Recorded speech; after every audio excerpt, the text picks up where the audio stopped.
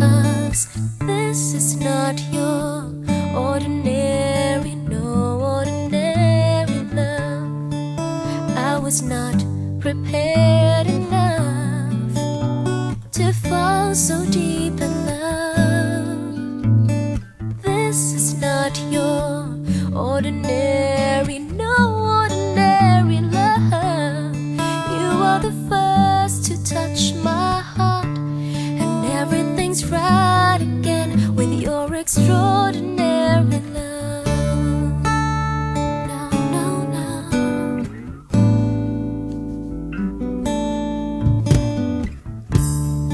I get so weak when you look at me. I get lost inside your eyes. Sometimes the magic is hard to believe, but you're here before my very eyes. You brought joy to my world, set me so free. I want you to understand, you're every breath that I breathe.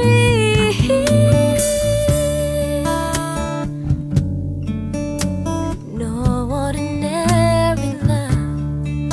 I was not prepared enough to fall so deep in love. 'Cause this is not your ordinary, no ordinary love. You are the first to touch my heart, and everything's right again with your extraordinary love. From the Surprise!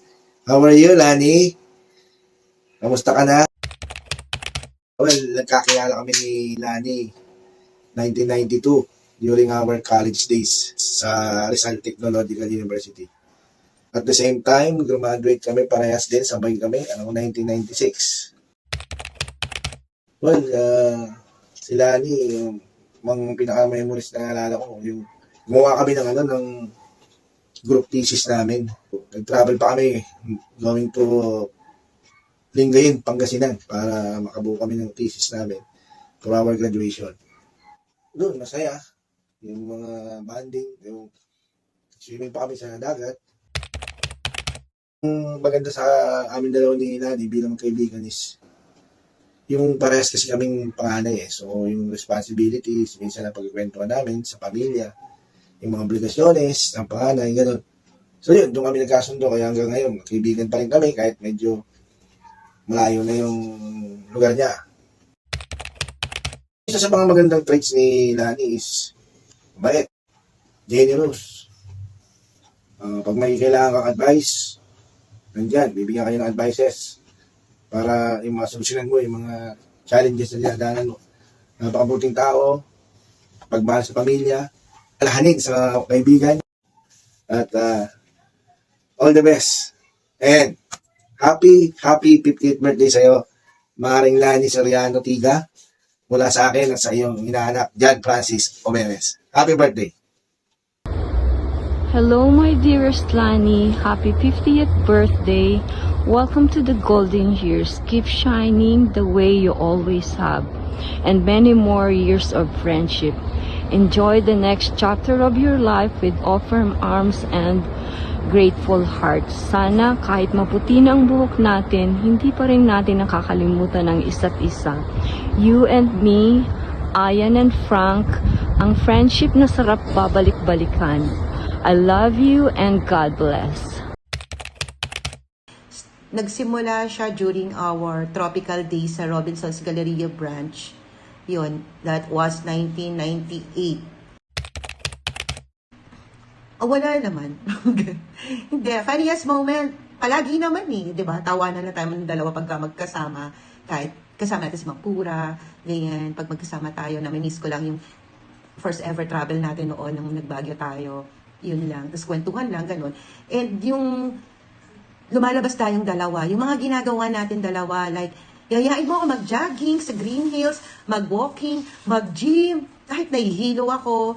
So yun, tapos, naalala ko pa kasi si Lani palagi kaming parehas niyan eh. Pag nagpagupit siya, kailangan magpagupit din ako. Pag may gusto siyang bag, So, kailangan parehas din kaming bag. So, kahit wala kang budget, kailangan bumili ka nun. Dahil gusto niya parehas kayo. Alam ko na common denominator namin naalala ko lang, is parehas kaming tanga nun, tanga sa pag-ibig. So, pero noon pa naman yon, hindi na ngayon. Kasi alam ko masayang-masaya na siya sa piling ni Erwin. And likewise. Ever since, napaka-hardworking.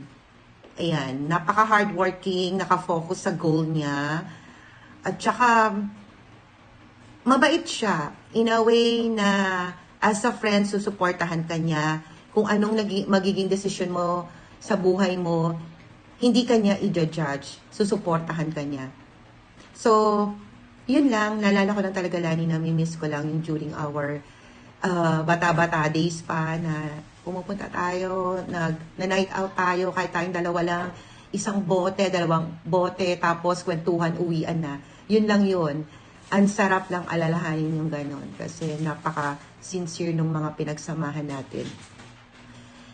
So yun lang, happy birthday, Bes.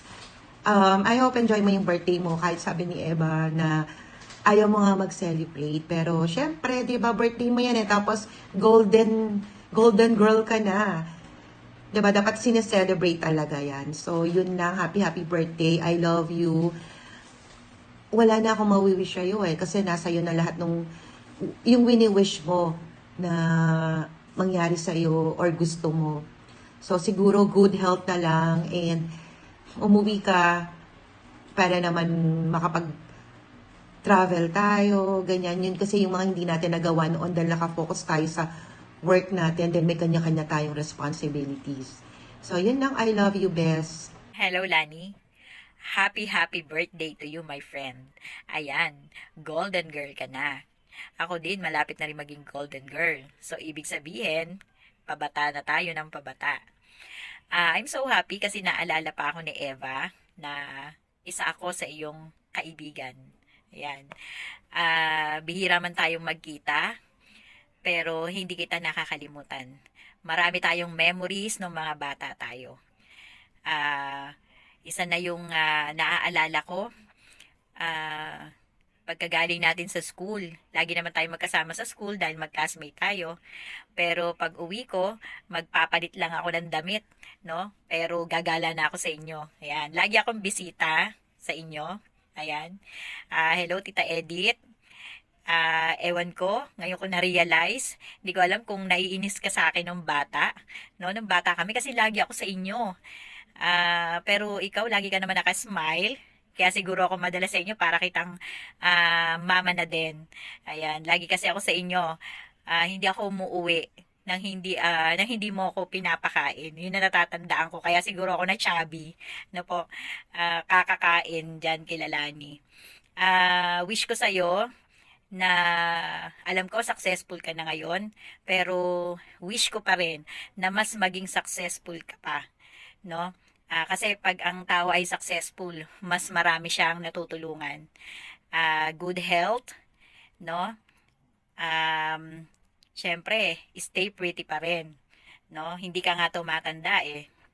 Ayan, hindi man tayo magkikita ngayong birthday mo, pero nagpapasalamat nga ako dahil at least na i-message kita ngayon. Ayan, miss you, friend. Thank you so much sa lahat. Regards kay Tita Edith at sa buong family. Ayan, happy birthday uli. I love you. Hi Lani, kumusta ka na? Si Lani nga pala, nagkakilala kami sa bahay nila Ate Marie. At medyo matagal din kami nagkasama doon. Si Lani may pagkakapareho din kami kasi pareho nga kami panganay at wala kaming nagsishare kami sa kung paano makatulong sa magulang, kung paano makatulong sa mga kapatid. Minsan, meron din yung nag-iiyakan din kami kasi sa hirap ng buhay at saka hirap din namin kasi habang nag-aaral kami, ngayon, nagtatrabaho kami dalawa. Kaya alam namin kung ano yung pinagdaanan namin dalawa. So sa ngayon, medyo matagal na siguro na ilang dekada na rin na wala kaming komunikasyon. At dahil kay Eva, is nakapag-share ako ngayon ng message at pinuntak niya si Janet. At si Janet ay nagtatampo ngayon. Kasi nga, hindi siya makapag-message. Ako lang daw. So, kwento ko lang, si Lani is sobrang bait niya, tahimik, matulungin, at minsan may marunong ding makipagbiruan. Pero grabe, sobrang bait niya, at saka sobrang tahimik niya, wala kang masabi. Saka kahit na galit na siya, tahimik pa rin, napaka mahinahon pa rin yung magsalita. Ayan si Lani. Ayun, so wala na akong masabi kundi happy birthday sa iyo at dalangin ko na patuloy kang gabayan ng ating Panginoon Jesus sa lahat ng ginagawa mo at good health lagi. Kasi tayo kasi kapag may good health tayo, lahat nagagawa na natin. Nagagawa na natin yung trabaho na gusto natin gawin. So, hanggang doon na lang, happy birthday sa Lani at sana darating yung panahon na magkita din tayo ulit. Happy birthday and God bless. Happy birthday!